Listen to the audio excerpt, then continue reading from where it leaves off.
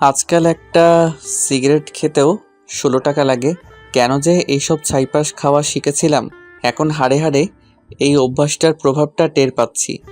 সারাদিনে ৪টা বিড়ি খেতেও ৬৫ টাকা লাগে। বাসার ছাদে এসে রোজ বিকেলবেলা আমি একটা করে সিগারেট খাই।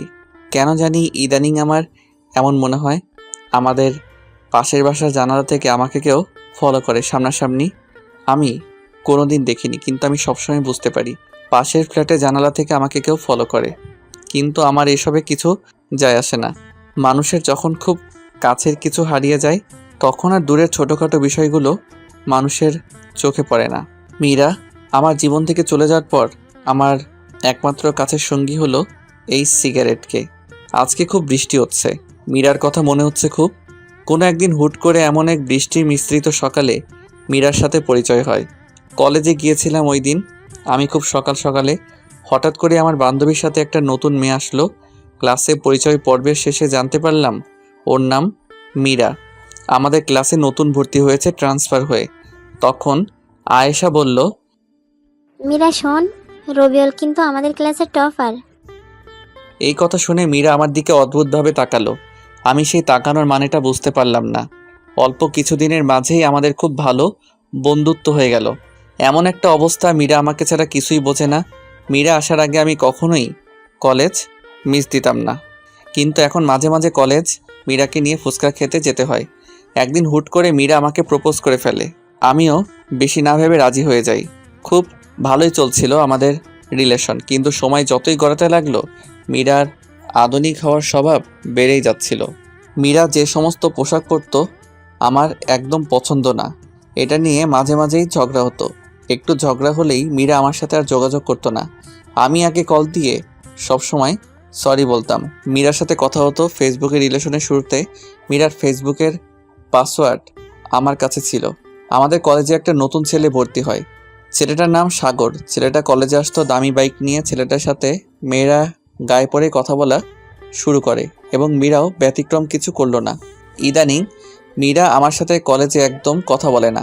একদিন মীরা বলল, শোনো, আমি চাই না কলেজের সবাই আমাদের রিলেশনের বিষয়ে জানুক। তাই এখন থেকে আমি কলেজে তোমার থেকে দূরেই থাকতে চাই। আর তুমিও আমাকে এখন থেকে কলেজের ভেতরে ডাকাডাকি করবে না। আমি মীরার প্রতি খুব দুর্বল ছিলাম। প্রথম প্রেম তো একটু বেশি কাজ করতো আবেগ। আমিও কলেজ টাইমে মীরাকে কিছু বলতাম না। একদিন আমি একটু আগেই কলেজে গিয়েছিলাম। সাধারণত মীরা সবসময়ই আগেই কলেজে আসতো, কিন্তু আমি ক্লাস শুরু হওয়ার কিছুক্ষণ আগে যেতাম। ওই দিন কলেজে গিয়ে এমন কিছু দেখব তা কল্পনাও করতে পারি নাই। মীরা আর সাগর বকুলতলায় বসে বসে কথা বলছে। শুধু কথা বলছে বলে ভুল হবে, একজন হাসতে হাসতে আর একজনের গায়ের উপর পড়ছে। আমি কোনোভাবে এটা মানতে পারলাম না। সাথে সাথেই কলেজ থেকে চলে আসলাম। ভেতরটা আমার দুমড়ে মুচড়ে যাচ্ছে। মীরা কেমন করে সাগরের মতো ছেলের সাথে এভাবে কথা বলবে? কোনো ধরনের সম্পর্ক ছাড়া এভাবে কেউ কথা বলতে পারে না। তাই ভাবতে লাগলাম। রাতে মীরাকে মেসেজ দিলাম, কিন্তু রিপ্লাই দিচ্ছে না। কল দিলাম, কল ধরছে না। এভাবে কিছুক্ষণ কল দেওয়ার পর ফোন বন্ধ দেখাচ্ছে। আমার তো মাথায় কিছুই ঢুকছে না। কি হচ্ছে আমার সাথে? মীরা আমাকে ব্লক করে দিছে। কিছুক্ষণ ভেবে মীরার ফেসবুক আইডিটা আমি লগ ইন করতে গিয়ে বুঝতে পারলাম মীরা ওর আইডির পাসওয়ার্ডটা পাল্টে নিয়েছে। আমি কোনোভাবেই আর মীরার সাথে যোগাযোগ করতে পারলাম না। পরের দিন কলেজে গিয়ে আমি মীরার সাথে কথা বলার চেষ্টা করলাম। তখন মীরা যা বলল তা সারা জীবন মনে থাকবে। আমার তোমার প্রতি কোনো ফিলিংস কাজ করে না। আমার তোমার সাথে আর থাকা সম্ভব না। তাই আমি আমাদের সম্পর্কটা এখানেই শেষ করতে চাচ্ছি। আজ থেকে তুমি তোমার মতো, আমি আমার মতো। মীরার কথা শুনে আমার না চাইতেও চোখের কোণে জল এসে পড়ল। ওর কথাগুলো শুনে আমি ওর হাত ধরতে গেলে উল্টো ভালোবাসার প্রতিদান হিসেবে ওই একটা থাপ্পড়েই আমি হুঁশে ফিরলাম। আমি বুঝে গেলাম মীরার হৃদয়ে আমার স্থান কোথায়। 4 মাস পর, ওই দিনের পর তেমন কলেজ যাই না। আর ওই দিন থেকে আমার নতুন সঙ্গী হয়েছে সিগারেট। কিছুদিন পর দাদা অসুস্থ, তাই আম্মু আব্বু তাকে দেখতে যাবে। তাই আব্বু আম্মুকে স্টেশন থেকে রেলে তুলে দিয়ে বাসায় ফিরলাম। সন্ধ্যার পর পর হুট করে বাসার দরজায় কে যেন নক করলো। এই অসময় কে আসলো আবার? আব্বু আম্মু তো চলে গেছে, এমন কেউ তো নেই যে আসবে। দরজা খুলতে আমি পুরো হা হয়ে গেলাম। এত মৌ আপু, আমাদের পুরো এলাকার ক্রাশ। আমার থেকে 1 বছরের সিনিয়র, যেরকম রাগের সেরকম সুন্দরী। আমি তো হা করে তাকিয়ে আছি আপুর দিকে। আপু বলল, এই কি রে, তুই হা করে তাকিয়ে আছিস কেন? মুখটা বন্ধ কর, না হলে মশা ঢুকবে গাধা। আর তুই এত বেয়াদব কবে থেকে হলি? আমি আবার বেয়াদব হলাম কবে? তো কাউকে দরজায় দাঁড় করিয়ে রাখাটা কোন ধরনের আদব? সরি আপু, আসো ভেতরে আসো। আসলে তুমি অসময়ে আমার বাসার দরজায়, তো তাই আমি একটু চমকে গিয়েছি। তো কেমন চলছে তোর দিনকাল? ভালোই চলছে। তোমার কি অবস্থা বলো আপু? আমার আর অবস্থা, দিনের 16 ঘন্টায় বই আর বই, বইয়ের দিকে তাকিয়ে থাকতে থাকতে চোখ বেচারা এখন আর একলা চলতে চায় না। সঙ্গী হিসেবে চশমাকে বেছে নিয়েছে। জানিসই তো, মেডিকেলে একটু বেশি ইচ্ছা। হুম। তোকে তো আমাদের বাসায় গিয়ে খেয়ে আসতে বলা হয়েছিল, কিন্তু তুই গেলি না। বাসায় কি করছিস? আসলে আপু আমার তেমন ক্ষুধা লাগেনি। থাক থাক, আর মিথ্যা বলতে হবে না, তোকে আমি খুব ভালো করে চিনি। তুই যে লজ্জা কুমার। এই নে নে, এই খাবারগুলো এনেছি, তুই খেয়ে নে। তুমি কষ্ট করে কেন আনতে গেলে খাবার আপু? আর আপু, তুমি যে হোস্টেল থেকে বাসায় আসছো আমি তো সেটাই জানি না। আমার কথা কেন জানবে তুমি? তোমার তো জানার অনেক কিছু আছে। হোস্টেলের পরিবেশ খারাপ হওয়ার জন্য আমি 7 দিন পরেই বাসায় চলে আসছি। বাসা থেকে স্কুটি দিয়েই ক্লাস করি। সেটাও তো 1 বছর হয়ে আসলো। আর তুই কিনা বলছিস আমি বাসায় কবে আসছি? আচ্ছা, এবার তুই খেয়ে নে। আপু তুমি চলে যাও, আমি পরে খেয়ে নেব। না না না না না, তোকে আমার জানা আছে। তুই এখনই খেয়ে নে, আমি টিফিন বাটি নিয়ে যাব। তারপর আমি খাওয়া শুরু করলাম। খাওয়ার সময় নানা ধরনের প্রশ্ন করছিল আপু। আচ্ছা, তোকে একটা কথা বলি। বলো। তোর প্রতিদিন কয়টা করে সিগারেট লাগে? আপুর কথা শুনে আমি এত লজ্জা পাচ্ছিলাম যে আমার মুখ দিয়ে কোনো কথা বের হচ্ছিল না। আমি কিছু না বলে চুপ করে আছি। আরে বলে দে। আসলে আপু, মাঝে মাঝে 2-1টা খাই। তুমি প্লিজ বাসায় এসব বলো না। সেটা পরে দেখা যাবে, এখন আমি যাই। খাবার খাওয়া শেষে আপু টিফিন বাটি নিয়ে চলে গেল। শুয়ে শুয়ে ফোনে টুকটাক লেখালেখি করছিলাম, এমন সময় আমার ফোনের পরিচিত টোনটা বেজে উঠল। স্ক্রিনে তাকিয়ে দেখি মৌ আপুর নাম্বার। আমি আপুর নাম্বারটা সেভ করেছিলাম সেই 2 বছর আগে। এই 2 বছরে না কল এসেছে আপুর থেকে, না আমি কোনোদিন কল করেছি। এমনকি আপুর কাছে যে আমার নাম্বার আছে এটাই আমি বিশ্বাস করতে পারছি না। কাপা কাপা হাতে ফোনটা রিসিভ করে কানে রাখতেই, কি রে, ফোন রিসিভ করতে এত সময় লাগে? আসলে আপু, আমি ফোন থেকে একটু দূরে ছিলাম। থাক থাক, তোর আর মিথ্যা বলতে হবে না। আমি বুঝি না আপু, আমি মিথ্যা বলতে গেলে কেমনে ধরে ফেলে। তুই এখন যেই অবস্থায় আছিস ওই অবস্থায় আমার বাসার নিচে চলে আয়। কেন? এই, তোর কাছে কোনো কিছু শুনতে চাইছি? তুই চলে আয়, 5 মিনিট সময় দিলাম। এত রাত করে কি দরকার? আমি যেমন ছিলাম লুঙ্গি আর টি শার্ট পরেই মৌ আপুদের বাসার নিচে গেলাম। কিছুক্ষণ পরে আপু নিচে আসলো। আমার কেমন যেন লাগছিল। আমি সাধারণত লুঙ্গি পরে রাস্তায় বের হই না। আপু তো আমাকে দেখে হাসি শুরু করে দিল। আপুর হাসি দেখে আমার আর বোঝার বাকি রইল না যে আপু আমার লুঙ্গি পরার জন্য হাসছে। হাসছো কেন আপু? আমি কিন্তু চলে যাব তাহলে। তুমি তো বললে আমি যেমন আছি তেমন করে আসতে, আর বলে 5 মিনিটের মাঝে আসতে। তো আমি কেমনে করে এই অল্প সময় আবার কাপড় পাল্টে আসতাম? আর দেরি করে আসলেই তো বলতে যে বড়দের কথা রাখি না, বেয়াদব হয়েছি। ও রে রে, থাক বাবু, তুমি আর রাগ করো না। আপু আমাকে একদম বাবু বলবা না, আমি এখন ছোট না। থাক থাক, আর বলবো না বাবু। আপু এখন কিন্তু আমি চলে যাব। এই, তোর কিন্তু সাহস অনেক বেড়ে গেছে। এখন একটা রিক্সা নিয়ে আয়।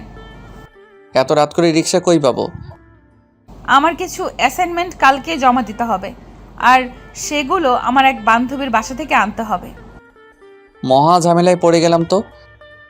আপু এই রাত করে রিক্সা পাওয়া পসিবল না। তুমি তোমার স্কুটিটা বের করো। যাক, তোর মাথা থেকে জীবনে প্রথম ভালো কোনো আইডিয়া বের হলো।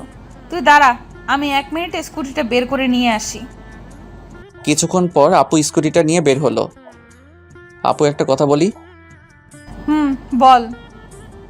আমি ড্রাইভ করি। আচ্ছা, এনে ধর। সত্যি বলতে আমি জীবনে কখনো কোনো লেডি বাইকের পেছনে বসিনি, আর বসতেও চাই না। মেয়ে মানুষের ড্রাইভিংয়ে আমি কমফোর্ট ফিল করি না। আমি ড্রাইভ করছি, আপু আমার পেছনে বসে আছে। এলাকা থেকে বের হওয়ার সময় মোড়ের টং দোকানে এলাকার উঠতি বসে ছেলেদের চোখ আমাদের এড়ালো না। সবাই হাঁ করে তাকিয়েছিল। কিছুক্ষণ পর আপুর বান্ধবীর বাসার সামনে এসে উপস্থিত হলাম আমরা। আপু আমাকে বাইরে দাঁড় করে রেখে চলে গেল তার বান্ধবীর বাসায়। আমাকে যাওয়ার জন্য জোর করলেও আমি গেলাম না। প্রায় 20 মিনিট পর আপু বের হলো বাসা থেকে। এত দেরি করলো কেন? কিছু পেজ লেখার বাকি ছিল, সেটা লেখার জন্য দেরি হলো। আচ্ছা এবার চলো। চল। কিছুক্ষণ যাওয়ার পর হুট করে আপু বলল, রবিউল বাইক থামা। আমি বাইক থামালাম। কেন থামাতে বললে আপু? চল ফুচকা খাই। এখন এই রাত করে ফুচকা খাবে তুমি? আমরা দুজনই খাবো। আসলে রবিউল জানিস, আমি জানি না আমি দেখতে কতটা ভালো বা খারাপ, কিন্তু জানিস ফুটপাতে বা কোথাও গিয়ে কিছু খেতে চাইলে হয়তো ছেলেরা টিস করবে, আর সেটা না হলে এমনভাবে তাকিয়ে থাকবে যেন খাবারের বদলে আমাকেই গিলে খাবে। তার জন্য ইচ্ছে থাকা সত্ত্বেও বেশিরভাগ সময়ই বাইরের কোনো কিছু খাই না আমি। এখন তুই আছিস পাশে, প্লাস লোকজনও নেই তেমন, তাই খেতে ইচ্ছে হলো। আচ্ছা চলো আপু। আমরা দুজনে মিলে ফুচকা খেলাম। আপু খুব ফুচকা পছন্দ করে, সেটা আমি বুঝতে পারলাম। খাওয়া শেষ করে চলে আসলাম আমরা। আপুকে বাসায় নামিয়ে আমি চলে আসলাম আমার বাসায়। এসে আমি চলে গেলাম ছাদে। 5-7 ঘন্টা হয়ে গেছে সিগারেট থেকে দূরে আছি। খুব প্যারা হয়ে গেছে সিগারেটের জন্য। দুটো সিগারেট আর লাইটার নিয়ে চলে গেলাম। কেন জানি আজকে আপুর সাথে কথা বলার সময় বেশ কয়েকবার মীরার কথা মনে পড়েছিল আমার। ছাদের এক কোণায় দাঁড়িয়ে সিগারেট মাঝের তামাক পাতাগুলোকে পুড়িয়ে ধোঁয়াগুলো হৃৎপিণ্ডের চারপাশ দিয়ে ঘুরিয়ে সেগুলোর সাথে মীরার স্মৃতিগুলোকে বাহিরে বের করে আকাশের দিকে তাকিয়ে হাওয়াতে মিশিয়ে দিচ্ছি। মধ্যরাতে আমি রুমে আসলাম। এই মধ্যরাতটা খুবই অদ্ভুত। আমরা সবাই মধ্যরাত বললেও এই মধ্যরাত মানে হচ্ছে একটা রাতের শেষ আর একটা দিনের শুরু। এরকম অনেক মধ্যরাত যে নির্ঘুম পার করেছি। সকালবেলা দরজায় কড়া নাড়ার শব্দে আমার ঘুম ভাঙলো। দরজা খুলতেই আমার চোখ তো পুরো আটকে গেল। মৌ আপুকে মেডিকেল কলেজের ড্রেসে দেখে আমি পুরো হা হয়ে তাকিয়ে আছি। এই আবার হা করে তাকিয়ে আছিস কেন? গলা দিয়ে মাছি ঢুকবে। আসলে আপু তোমাকে খুব ভালো লাগছে কলেজ ড্রেসে। হয়েছে হয়েছে, এত বেলা অবধি ঘুমানো স্বাস্থ্যের জন্য খারাপ। আপু জানি আমি ভালো ভালো কাজ করলে যে সব কিছু আমার সাথে ভালো হবে সেই কথা আমি বিশ্বাসী না।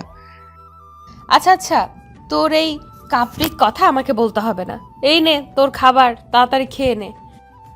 এখন খাবো না, তুমি কলেজ চলে যাও, আমি পরে খেয়ে নেব। না, তুই এখনই খেয়ে নে। আমাকে আজকে কলেজে তোকে ড্রপ করতে হবে। আমার স্কুটির চাকায় প্যারেক ঢুকেছে, তাই তুই তো জানিসই গাড়ি ধরে যেতে চাইলে আমি আর কলেজে পৌঁছাতে পারবো না। ইচ্ছে থাকা না সত্ত্বেও এখন আমাদের কলেজ ধরেই মৌ মেডিকেল কলেজের সামনে দিয়ে নিয়ে যেতে হবে। 4 মাস যাবৎ আমি শহরে বের হই না, ভালো লাগে না লোকালয়ে এখন আর আমার। সত্যি বলতে আমি আর আমাদের কলেজে যেতে চাই না। তার বড় কারণ হলো মীরা আর আমার অসংখ্য স্মৃতি রয়েছে ওই কলেজের সাথে। খাওয়া দাওয়া করে রেডি হয়ে মৌ আপুকে নিয়ে বের হলাম। সাথে আমার আব্বুর দেওয়া ডিসকভার 100 সিসি গাড়িটি। নিজের বাইক থাকার জন্য আমি মাঝে মাঝে বাইক নিয়ে যেতাম কলেজে, কিন্তু কম দামি হওয়ায় মীরা কখনো আমার বাইকে চড়েনি, আমিও কখনো জোর করিনি। আমার নিজেরও কিছুটা লজ্জা লাগতো। কলেজের সবারই প্রায় দামি দামি বাইক, আর সেখানে আমার এত কম দামি বাইক। আমি নিজেও তাই কলেজে খুব বেশি নিয়ে যেতাম না বাইক, বাস ধরে যেতাম কলেজে। অনেক দিন পর আমার বাইক বের করলাম। আব্বু খুব যত্নে রাখতো বাইকখানা। আপুকে নিয়ে কলেজের উদ্দেশ্যে রওনা দিলাম। বাইকের মিটার 50-এর আশেপাশে, স্বাভাবিকভাবে চালাচ্ছিলাম বাইক। আচ্ছা রবিউল, একটা কথা বলবি আমায়? তোর মনে ঠিক আমার সম্পর্কে কি ভাবনা আছে? ঠিক বুঝতে পারলাম না আপু, তোমার সম্পর্কে কি ভাবনা থাকবে আর? মানে আমি তোর কাছে মানুষ হিসেবে কেমন? তুমি একটু রাগী, কিন্তু মনটা খুব ভালো তোমার। বেশ কিছুক্ষণ পর আমি আমার কলেজের সামনে গিয়ে আটকে গেলাম রাস্তায় জ্যামের জন্য। বেশ কিছু বন্ধুর সাথে রাস্তায় দেখা হলো। আমার পেছনে মৌ আপুকে দেখে তো সবাই জেলাস ফিল করছিল। খুব কাছের কয়েকজন বলে দিল, দোস্ত তাহলে ডক্টরের সাথে হয়ে গেল। এরকম কমেন্টে আমি লজ্জায় মাথা তুলতে পারছিলাম না। আপুর দিকে তাকিয়ে দেখে উনি মুচকি মুচকি আসছে। সামনে একটা বাসের চাকা ফেটে গিয়েছে। কমপক্ষে 20 মিনিট তো লাগবেই। যেখানে বাঘের ভয় সেখানেই রাত হয়। দেখে আমার বন্ধু রাতুল আসছে। আমাকে পচানোই ওর সবচেয়ে প্রিয় স্বভাব। দোস্ত, তুই এখানে আটকে আছিস? আর ওইদিকে পুরো কলেজের তো এখন টপ নিউজ তোর ডক্টর গার্লফ্রেন্ড। তা দোস্ত, ভাবি কিন্তু দেখতে আগুন সুন্দরী। এতদিন তাহলে কলেজে না আসে ভাবিকেই সময় দিতে ভালোই। তো ভাবির সাথে একটু পরিচয় করিয়ে দে, নাকি সেটাও দিবি না? আমি কিছুই বলতে পারছি না। ভাবি, আমি রাতুল, আমি রবিউল, একই সাথে একই বিভাগে পড়ছি। আমি মৌ, এখন ঢাকা মেডিকেল কলেজে পড়ছি। মনে মনে তো সে আল্লাহকে ডাকছি। এখন যদি আপু বলে দেয় সে আমার বড় বোন, তাহলে লজ্জায় মাথা কাটা যাবে। আচ্ছা ভাবি, আপনাদের সম্পর্ক কতদিনের? এই তোর এখন এসব জানতে হবে না। রাস্তায় দাঁড়িয়ে কেউ এসব কথা বলে, এখন সময় নেই। আরে দোস্ত, এমন করিস কেন? রাস্তায় তো জ্যাম, আর কতদিন তোর সাথে কথা হয় না। মনে চাইতেছে রাতুলকে কলেজের পুকুরে যদি ডুবাইতে পারতাম। আমরা রিলেশনে গিয়েছি 4 মাস হলো প্রায়। আর কিছু জানার আছে কি রাতুল? না ভাবি, আর কিছু বলার নেই। সময় করে একদিন আমাদের ক্যাম্পাসে আসবেন, কিন্তু অনেক আড্ডা দিব। সময় পেলে অবশ্যই আসবো একদিন। হারামজাদা, তোর ভাবি বলার স্বাদ যদি না মিটাই তো আমার নাম রবিউল না। হারামি, তুই আমারে এমন অবস্থায় ফেলেছিস সেটা আমি জানি। জ্যাম ছেড়ে গেছে। রাতুলকে বিদায় জানিয়ে আমি বাইক স্টার্ট দিয়ে আপুকে নিয়ে মেডিকেলের দিকে ছুটলাম। আমার লজ্জার ঘোর এখনও কাটেনি, একদম চুপ করে আছি। কিরে, তোর কি কথা বলা বন্ধ হয়ে গেল নাকি? আসলে আপু সরি, প্লিজ তুমি কিছু মনে করো না। আসলে কলেজের বন্ধুরা এমনই, তিলকে তাল বানিয়ে ফেলে। সেটা আমি বুঝেছি। ধন্যবাদ আপু, তুমি অনেক মিথ্যা বলে হলেও আমার মানসম্মানটা বাঁচিয়ে দিছো। আপুর কলেজের সামনে এসে গিয়েছে, আপুকে নামিয়ে দিয়ে চলে আসলাম। বাসায় এসে শুয়ে আছি, ফোনে আম্মুর সাথে কথা হলো। দাদার অসুখ নাকি আরও বেশি, ওনাদের আসতে ভালোই সময় লাগতে পারে। আমিও তেমন কিছু বললাম না। আপুর সাথে এই 2 দিন সঙ্গ দিয়ে আমার মনটা কিছুটা হালকা হয়েছে। অনেক দিন পর বই নিয়ে বসলাম। বিগত 4 মাসে বইয়ের সাথে সম্পর্ক বিচ্ছেদ ছিল। টানা 4-5 ঘন্টার মতো পড়লাম। হুট করেই মৌ আপুর কথা মনে হলো। আপুকে তো আমি রেখে আসছি কলেজে। আপু যদি আসার সময় গাড়িতে করে আসতে চায় তাহলে অনেকগুলো বাস পাল্টিয়ে আসতে হবে, অনেক টাইম লেগে যাবে। কেন যেন আমার অবচেতন মনের কথা শুনে আমি বাইক নিয়ে চলে গেলাম আপুকে নিয়ে আসার জন্য। আপুর কলেজের সামনে গিয়ে দেখি 3টা 20 বাজে। বেশ কিছুক্ষণ ওয়েট করার পর আপুকে দেখতে পেলাম। আপু কিছুটা দূর থেকে আমাকে দেখে একটা তৃপ্তির হাসি দিল। আপুর হয়তো আমাকে দেখে অবাক হলো। কিরে, আবার কি মনে করে এসেছিস? কেন, এসে কি তোমাকে ঝামেলায় ফেললাম নাকি? আমি কি তোকে বলছি নাকি তুই এসে আমায় ঝামেলায় ফেলেছিস? তুই অনেক দায়িত্বশীল হয়ে গিয়েছিস দেখা যাচ্ছে। আপুকে নিয়ে আসার সময় আপু বাইক থামিয়ে হোটেলে খাবারও খাওয়ালো আমায়। আপু হয়তো আমার চেহারা দেখে বুঝেছিল আমি দুপুরে খাবার খাইনি। যদিও আমি বাহিরের খাবার খুব একটা খাই না, কিন্তু আপুর জোরাজোরিতে তবুও খেতে হলো। আপুকে বাসার সামনে নামিয়ে দিয়ে আমি চলে আসলাম বাসায়। সারা দিনটা ভালোই কাটলো। অনেক দিন পর একটা সম্পূর্ণ দিন ভালো কাটলো। সন্ধ্যার পরপরই পড়তে বসলাম। রাত 9টার দিকে কলিং বেলের শব্দ। ক্রিং ক্রিং। আপু আসছে। আপু টিফিনের বাটিটা আমার হাতে দিয়ে বলল, যা তাড়াতাড়ি একে গরম গরম খাবার খেয়ে নে। আপু, প্রতিদিনই আমার প্রিয় প্রিয় খাবার রান্না হয় নাকি তোমাদের বাসায়? আরে সেরকম না, কাকতালীয় ভাবেই হয়তো তোর প্রিয় খাবারগুলি রান্না হচ্ছে আমাদের বাসায়। আমিও ব্যাপারটা সিরিয়াসভাবে না নিয়ে খাওয়া শুরু করলাম। অর্ধেক খাওয়ার পর তাকিয়ে ভদ্রতার খাতিরে আপুকে জিজ্ঞাসা করলাম, আপু তুমি খেয়েছো রাতের খাবার? না, আমি খাইনি। আমি একটু লেট করেই খাই রাতের খাবার। বলো কি, তোমাকে বসিয়ে রেখে আমি খেয়ে যাচ্ছি? এত খাবার আমি এমনিতেও খেতে পারবো না, আসো দুজনে মিলে খাই। না, তুই খেয়ে নে। কি হবে খেলে? ছোটকালে তো অনেকবার দুজন মিলে খেয়েছি আমরা। বাহ, তোর দেখি ছোটবেলার কথাও মনে আছে। তো মনে না থাকার কি আছে? আমার সব কিছুই ভালোভাবে মনে আছে ছোটকালের। আসো আপু, আমি তোমাকে খাওয়াই দেই। আপু না করলো না, এগিয়ে আসলো আমার দিকে। আমি আপুকে খাওয়াই দিলাম। যদিও আমি আমার লাইফে কাউকে কখনো খাইয়ে দেইনি, তাই আমার একটু কষ্ট হচ্ছিল। আপু সেটা ঠিকই বুঝতে পারলো। রবিউল, তোর বউটা খুব ভাগ্যবতী হবে, দেখিস তোকে অনেক ভালোবাসবে। আপুর কথা শুনে লজ্জা পেলাম আমি খুব। খাওয়া শেষ করে আমি আর আপু আরও বেশ কিছুক্ষণ গল্প করলাম। গল্প করতে করতে ঘড়ির দিকে তাকিয়ে দেখে 11টা বেজে গিয়েছে। আপু অনেক রাত হয়ে গিয়েছে, চলো তোমাকে তোমার বাসায় দিয়ে আসি। আপুকে বাসায় দিয়ে পর্যন্ত পৌঁছে দিতে গিয়ে কাকা কাকির সাথে দেখা হলো। কেমন আছো রবিউল তুমি? ভালো আছি, আপনারা কেমন আছেন? এই তো বাবা, আছি ভালোই। তুমি একদমই তো ভুলে গিয়েছো আমাদের। ছোটকালে সারাদিন থাকতে ময়ের সাথে, এখন বড় হয়ে বছরে একবারও আসতে পারো না। আমরা তো তোমাকে নিজের ছেলের মতনই দেখি। আসলে কাকি তেমন না, পড়াশোনার চাপে আমি বাসা ছেড়ে খুব কম বের হই। আর বোঝাতে হবে না, আজকে রাতে এখানেই থাকো। বাসায় তো কেউ নেই, আর বাসায় যেতে হবে না। এমন ভাই বললো কাকি, আমি না করেও কাজ হলো না। একটু ফ্রেশ হয়ে শুয়ে পড়লাম। ঘুম ঘুম ভাব হতেই আপু আসলো রুমে। কিরে, তুই দরজা না লাগিয়ে ঘুমিয়েছিস? দরজা লাগানোর কথা মনে ছিল না। তো কি মনে করে তুমি এই রুমে? কিছু মনে করো না, দেখতে আসলাম তোর ঘুম হচ্ছে কিনা। এই রুমে মশারিও নেই, তাই কয়েল নিয়ে আসলাম। ধন্যবাদ আপু, অল্প অল্প মশাই কামড়াচ্ছে। মৌ আপু মুখ ধুয়ে আসছে, কানের পাশটায় বিন্দু বিন্দু পানি গড়িয়ে পড়ছে। আমি লুকিয়ে দেখতে লাগলাম আপুর দিকে, কিন্তু যা হবার তাই হলো। আপুর চোখে ধরা খেলাম। কিরে, তুই হা করে কি দেখছিস? আমি আমতা আমতা করে বললাম, কই কি কি কিছু না খুব চালাক হয়েছিস তাই না? বলে আপু মাথায় দিল একটা থাপ্পড়। মোটেও চালাক না আমি, আপু খুব বোকাশোকা ছেলে আমি। গল্প করতে করতে একসময় আপু সোফাতেই ঘুমিয়ে পড়লো। আমি কয়েকবার ডাক দেওয়ার পরও ঘুম ভাঙলো না। খুব ইনোসেন্ট লাগছিল আপুকে। আমি আর আপুর ঘুম ভাঙাতে পারলাম না। একটা চাদর দিয়ে দিলাম আপুর উপর দিয়ে। আমিও বিছানায় শুয়েছিলাম। কখন যে ঘুমিয়ে গিয়েছি জানিই না। খুব ভোরবেলাতে আপুর ডাকে ঘুম ভাঙলো। এই তাড়াতাড়ি উঠে পড়, আর এই নে তোর জন্য চা এনেছি। কাপটা হাতে নিতে ঘুম ঘুম চোখে একটা চুমুক দিতে চোখ থেকে সকল ঘুম নিমিষেই উধাও। আপু খুব সুন্দর হয়েছে। চা কে বানিয়েছে? চা কে আর বানাবে, আমিই বানিয়েছি। তুমি এত ভালো করে চা বানাতে পারো? এই তোকে মিথ্যা সান্ত্বনা দিতে হবে না, তাড়াতাড়ি চা খেয়ে নিয়ে ফ্রেশ হয়ে খাওয়ার টেবিলে আয়। আমি চাটা অনেক সময় নিয়ে খেলাম। ফ্রেশ হয়ে চলে গেলাম খাবার টেবিলে। টুকটাক কথা হলো কাকা কাকির সাথে। তোদের রান্না কি খেতে পারছো বাবা? কাকি খুব ভালো হয়েছে রান্না। ওই রান্না করছে কয়েকদিন যাবত, তাই জিজ্ঞাসা করলাম আর কি। তাই নাকি? খাওয়া দাওয়া শেষ করে আমি জিনি আপুর থেকে বিদায় নিয়ে বাসায় চলে আসলাম। 9টার দিকে আপুর কল আসলো। আসসালামু আলাইকুম আপু। ওয়ালাইকুম সালাম। কি করছিস? বসে আছি।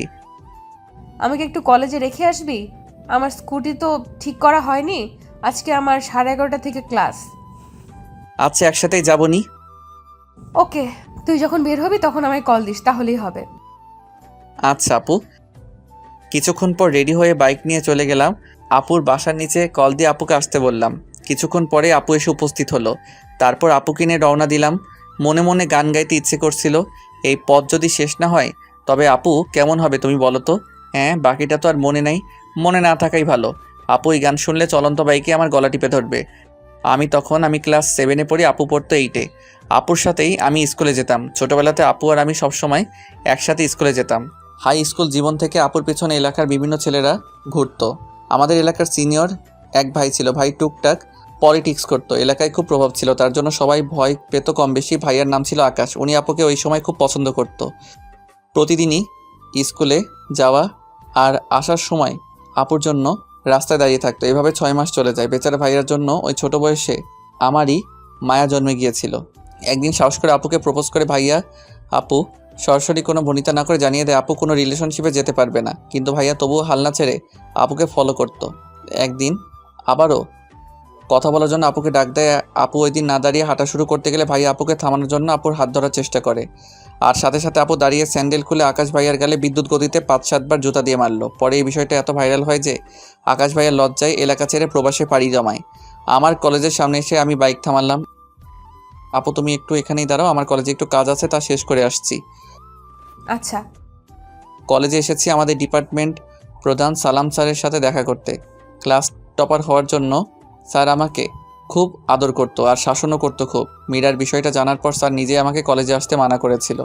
কারণ স্যার খুব ভালো করেই জানতো কলেজে আসলেই মীরা আর সাগরকে একসাথে দেখে আমার অবস্থা দিন দিন খারাপই হতো। সত্যি বলতে ক্যাম্পাসের সবাই জানতো কম বেশি ভালোবাসায় কতটা সিরিয়াস ছিলাম। স্যারের চেম্বারে গিয়ে দেখি স্যার নেই। অফিস সহকারীর সাথে কথা বলে জানতে পারলাম স্যার আমাদের ক্লাস নিচ্ছে। আমি আমাদের ক্লাসের সামনে গেলাম। খুব নার্ভাস লাগছে, হয়তো অনেক দিন পর মীরার সাথে দেখা হবে। দরজা খুলে স্যার আসতে পারি? আসো।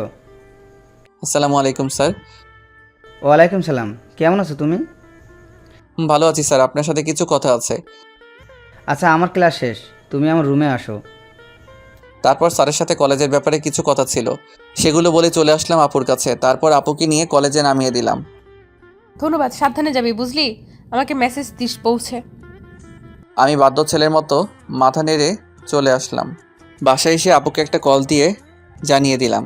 আপুর সাথে কথা বলে কেমন যেন একটা শান্তি পাই। শান্তিটার মানে কি সেটা আমি জানি না। বিকেলে আবার আপুর কল। কিরে রবিউল, কি করতেছিলি? তেমন কিছু না আপু। কাজ না থাকলে আমায় একটু নিয়ে যেতে পারবি? আমি আসছি। আপুকে নিতে গেলাম। আপুর কথা ভাবতে ভাবতে বাইক চালিয়ে যাচ্ছিলাম। হুট করে আচমকা রাস্তায় কুকুর এসে পড়লো। আমার বাইকের সামনে যা হবার তাই হলো। ব্যালেন্স ঠিক রাখতে পারলাম না। রাস্তার পাশের একটা বড় গাছের সাথে ধাক্কা খেলাম। তারপর আর কিছুই মনে নাই। চোখ খোলার পর নিজেকে হসপিটালে আবিষ্কার করলাম। উপর দিকে তাকিয়ে দেখি আমার হাত ব্যান্ডেজ করে ঝুলানো রয়েছে। ভালো করে চারপাশে তাকাতেই দেখি মৌ আপু আমার পাশে বসে কান্না করছে। আপু আমার চোখ খুলতে দেখেই চোখের জল মুছলো। কান্না করছো কেন আপু? আমার কিছুই হয়নি, ঠিক আছে আমি। আমি তোকে আসতে না বললে কিছুই হতো না। সরি, তুই আমাকে মাফ করে দে। আপু তুমি পাগলের মতো কী সব বলছো? আসলে রাস্তায় হুট করে মাঝপথে কুকুর এসে যায়, কুকুর বাঁচাতে গিয়ে আমি ব্যালেন্স হারিয়ে ফেলি। একটু পরেই ডক্টর আসলো। ডক্টর আসার পর বুঝতে পারলাম আমার ডান হাতের হাড় ভেঙে গিয়েছে। আমাকে হসপিটালে আনছে কে আপু? আমি যতদূর জানি একটা গাড়ির ড্রাইভার তোকে পৌঁছে দিয়েছে, আর তোর ফোনে আমার নাম্বার প্রথমে থাকায় আমাকে কল দিয়ে জানায়। তারপর আমি আসছি। আমি এসে রাতুলকে কল দিছি, তারপর রাতুলও আসছে। আচ্ছা আপু, তুমি রাতুলকে কেন কল দিচ্ছ? এখন তো দিলে আমায় বিপদে ফেলে। রাতুলের সামনে যদি তোমাকে আপু আপু করে বলি, তাহলে কলেজে আমার যেটুকু সম্মান আছে তার সবটুকু নিলাম করে দিবে ও। জানো না তো আপু, তুমি রাতুল থাকেই আমাকে পচানোর জন্য সব সময়। প্লিজ আপু, রাতুলকে বুঝতে দিও না যে তুমি আমার বড় আপু। প্লিজ আপু। আচ্ছা আচ্ছা, সে আমি দেখছি, কিন্তু বাবু তুমি আমাকে আপু বইলো না আবার রাতুলের সামনে। আমাকে আপুর সাথে কথা বলতে শুনেই রাতুল ভেতরে আসলো। কিরে দোস্ত, তুই কি ভাবিকে নিয়ে স্বপ্ন দেখতে দেখতে বাইক চালানো শুরু করছিলি নাকি? সামান্য কুকুরের সঙ্গে ধাক্কা লেগে এই অবস্থা। বড় কোনো গাড়ি থাকলে তো কথাই ছিল না। হারামি, তুই কি আমাকে দেখতে এসেছিস নাকি আমাকে আরো খোঁচাতে এসেছিস? আরে না রে দোস্ত। আচ্ছা শোন, ডক্টরের সাথে কথা বলে দেখ কি বলে। আমি বাসায় চলে যাব, এখানে থাকলে আমার দম বন্ধ হয়ে আসবে। তোর দম বন্ধ হলেও 7 দিনের আগে রিলিজ দিবে না কোনোভাবেই। শরীরের অনেক জায়গায় কেটে গিয়েছে। যেখানে বাঘের ভয় সেখানে রাত হয়। আমার সবচেয়ে অপছন্দের জায়গা হলো হসপিটাল। আচ্ছা তুই থাক দোস্ত, আমি সন্ধ্যার দিকে আবার আসবো তোদের জন্য খাবার নিয়ে। আরে ভাই, তোর খাবার আনতে হবে না, তুই ফ্রি থাকলে এমনি আসিস। তুই এখন চুপ করে রেস্ট কর, তোর কিছু বলতে হবে না। ভাবি আমি গেলাম তাহলে, আমার বন্ধুর খেয়াল রাখেন ভালো করে। মোয়াপো মাথা নাড়িয়ে শুধু হুম হুম বলল। রাতুল চলে যেতে আমি হাঁপ ছেড়ে বাঁচলাম। ও থাকলে কথা বলতে বলতে আমাকে জ্বালিয়ে মারতো। আপু একটা কথা বলি। বল। আমার তো আপু হসপিটালে থাকলে দম বন্ধ হয়ে আসবে। তুমি তো হবু ডক্টরই, দেখো না ডক্টরের সাথে কথা বলে কিছু করে আমাকে বাসায় নিয়ে যেতে পারো নাকি? আচ্ছা দেখছি তুই এত অস্থির হচ্ছিস কেন। তুই একটু শুয়ে থাক, আমি দেখি ডক্টরের সাথে কথা বলে আসি, দেখি কিছু করা যায় নাকি। বেশ কিছুক্ষণ পর আপু আসলো রুমে। রবিউল, আমি ডক্টরের সাথে কথা বলছি। আমি মেডিকেলের ছাত্রী হওয়ায় ডক্টর তোকে ছাড়পত্র দিতে রাজি হয়েছে, কিন্তু 7 দিন তোর নার্স হিসেবে আমাকে তোর পাশে থাকতে হবে। ও আচ্ছা তাহলে থাক, আমি এখানেই থাকি, তোমার পড়াশোনা অনেক ক্ষতি হয়ে যাবে। এই, তুই কি আমার থেকে বেশি বুঝিস নাকি? আমার পড়ার কথা তোর ভাবতে হবে না। তারপর আপু আমার প্রেসক্রিপশনটা নিয়ে গেল কিছু ইনজেকশন আর ওষুধ আনার জন্য। আপু যাওয়ার 2 মিনিট পরই আচমকা মীরা এসে উপস্থিত। মীরাকে দেখে আমার বিরক্ত লাগছে। কেমন আছো? কি করে হলো এসব? বলেই তো ন্যাকা কান্না শুরু করে দিল। এই নাটকের তো আমি কোনো মানে বুঝতে পারলাম না। আমার মুখ দিয়ে কোনো কথা বের হচ্ছিল না মীরার সাথে কথা বলার জন্য। আমার ভেতরে কোনো কথা নেই। এমন সময় মৌ আপু এসে পড়লো। আপুকে দেখে মীরা আমার শরীর ধরে কান্না করছিল। মৌ আপুর দিকে তাকাতেই দেখি আপুর মুখটা কালো হয়ে গিয়েছে। আপু পুরো একটা বিব্রতকর অবস্থায় পড়ে গেল। রবিউল, কে উনি তোমার? কেউ না তেমন, আমাদের ক্লাসেই পড়ে। আমার কথা শুনে এক মুহূর্তে মীরার কান্না থেমে গেল। তেমন কিছু না বলে আপু আর আমার থেকে বিদায় নিয়ে চলে গেল। আমি কিছুতেই হিসাব মিলাতে পারতেছি না। মীরা কেন আসলো হসপিটালে? এটা কি আমাকে নিয়ে মীরার নতুন কোনো গেম? মীরা চলে যাওয়ার পর আমি আর আপু একটা সিএনজি করে আপুদের বাসায় চলে আসলাম। আপুর চোখের দিকে আমি তাকাতেই পারছি না। একটু পর পরই আপুর চোখ দিয়ে জল পড়ছে। আপু প্লিজ, তুমি আর কান্না করো না। তুমি এভাবে যদি কান্না করো তাহলে আমি একটু সুস্থ হব না। চোখের জল মুছে জোর করে হাসার চেষ্টা করলো আপু। কিছুক্ষণের মধ্যে বাসায় পৌঁছালাম, কিন্তু হাত ভাঙা থাকায় খাওয়া নিয়ে বাজলো বিপত্তি। আমি চামিচ দিয়েও ভাত তুলতে পারছিলাম না। পুরো হাতই শক্ত করে ব্যান্ডেজ করা, বাধ্য হয়ে আপু আমাকে খাওয়াই দিচ্ছিল। আপু তুমি এত ভালো করে খাওয়াই দিতে শিখলে কই থেকে? এর আগে কাকে কাকে খাওয়াইছো? আমার লাইফের ফার্স্ট কাউকে আমি নিজের হাতে খাইয়ে দিতেছি, বুঝলি? বুঝেছি আপু। কি বুঝলি? এটাই যে আপু তুমি সব বিষয়ে পারফেক্ট একজন মানুষ। আপু একটা কথা বলি। বল। তোমার বিএফ নেই? আছে আমার বিএফ।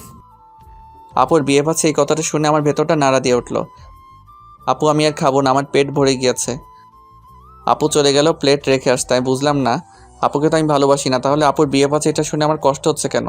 তবে কি আমি আপুর প্রেমে পড়ে গিয়েছি? না, এসব ভাবাও ঠিক না। আপু কিছুক্ষণ পর রুমে আসলো। কিরে রবিউল, মন খারাপ নাকি তোর? একটু মন খারাপ, আব্বু আম্মুর কথা মনে পড়েছে। ও আচ্ছা, তুই শুয়ে শুয়ে বিশ্রাম নে। তাহলে কোনো কিছু লাগলে আমায় ডাক দিস। আমার কিছু পড়া আছে, আমি পড়তে বসবো। আচ্ছা আপু, যাও তুমি। আর শোনো আপু, কাকা কাকিকে বলো তারা যেন আমার অ্যাক্সিডেন্টের কথা আব্বু আম্মুকে না জানায়, শুধু শুধু চিন্তা করবে। আচ্ছা, সেটা আমি এখন বলে দিচ্ছি, তুই বিশ্রাম কর। আপু চলে গেল। আপু যাওয়ার সাথে সাথেই কেমন যেন শূন্যতা অনুভব করছি। শুয়ে শুয়ে অতীতের কথাগুলো ভাবছি, কত না সুন্দর ছিল দিনগুলো। মীরা এসে আমার জীবনটা এলোমেলো করে দিছে। সত্যিকারের ভালোবাসা মানুষের জীবনকে যেমন সুন্দর করে তোলে, মিথ্যে ভালোবাসা তেমনি জীবনকে বিস্ময় করে তোলে। এজন্যই হয়তো কোনো একজন বলেছেন, মদ খা, পারলে গাঁজা খা, তবু প্রেম করিস না। কলিজাটা পচে যাক, তবু ভেতরটা ভালো থাক। 11টার দিকে আপু আসলো রুমে, সাথে 2 কাপ কফি এনেছে। এই নে কফি খা, ভালো লাগবে। আপুর থেকে কাপটা নিয়ে চুমুক দিতেই ভেতরটা শান্ত হয়ে গেল। অসাধারণ কফি বানিয়েছে আপু। কফি খেতে খেতে গল্প করছিলাম। আচ্ছা আপু, তুমি কিন্তু বললে না তোমার বিএফ আছে কিনা? এই, তুই আমার বিএফ এর খোঁজ খবর নিয়ে কি করবি বল? তোর কি মনে হয় আমার বিএফ আছে? মেডিকেলে পড়ে আবার বিএফ? আমার সম্পর্ক ওই ডিপার্টমেন্টের বইয়ের সাথে। আপুর কথা শুনে তৃপ্তি পেলাম। আচ্ছা, তোর জিএফ নেই? তুই তো ডুবে ডুবে জলপান করিস। সত্যি বলতে আমিও সিঙ্গেল এখন। আপু কিন্তু একটা রিলেশনে ছিলাম আমি অতীতে, কিন্তু ওই মেয়েটা অল্পতেই ধোকা দিয়ে চলে গেছে। আমার কথা শুনে আপু এভাবে হাসবে এটা আমি ভাবিনি। আপুর হাসির শব্দে আমার হৃদয় খুব আঘাত করলো। আমার কি দোষ নাকি আমার দোষ এটাই, আমি অন্ধের মতো আমার ভালোবাসার মানুষটিকে বিশ্বাস করেছি। আমার চোখ দিয়ে অজান্তেই জল এসে পড়লো। আরে পাগল, সরি, কান্না করে দিতে হবে না। আরে কলেজ লাইফে 2-1টা প্রেম বিচ্ছেদের ঘটনা স্বাভাবিক, বুঝলি? দেখিস ওই মেয়ের চেয়েও ভালো একজন আসবে তোর জীবনে। তুই শুধু মন দিয়ে পড়াশোনা কর, ক্যারিয়ারে ফোকাস রাখ। এখন নতুন করে আর রিলেশনে জড়াস না। আর বেশ কিছুক্ষণ গল্প করে আপু আমাকে গুড নাইট জানিয়ে চলে গেল। আমিও ঘুমিয়ে পড়লাম।